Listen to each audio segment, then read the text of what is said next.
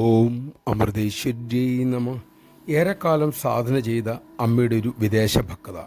ഒരു ദിവസം അവർക്ക് തോന്നി, എത്ര കാലമായി ഈ ആധ്യാത്മിക വ്യായാമം ചെയ്യുന്നു, ഒരു ഗുണവുമില്ല, എനിക്ക് പറ്റിയതല്ല ഈ വഴി, ഞാൻ പഴയതുപോലെ തന്നെ ജീവിക്കുകയാണ്, അതാണ് സുഖകരം.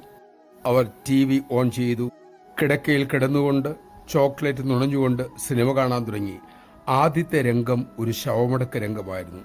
ഭർത്താവിൻ്റെ ശവസംസ്കാരത്തിനു ശേഷം വിധവ ഭർത്താവിൻ്റെ സുഹൃത്തിന് ഒരു മാല കൊടുത്തുകൊണ്ട് പറഞ്ഞു, ഇത് അദ്ദേഹത്തിൻ്റെതാണ്, ജപമാല, ഭാരതത്തിലുള്ള ഒരു ഗുരു സമ്മാനിച്ച മാല, ഏകദേശം 300 ലക്ഷം പേരെ ആശ്ലേഷിച്ച ഒരു പുണ്യവതി കൊടുത്ത മാല, ഇത് നീ സൂക്ഷിച്ചുകൊള്ളൂ.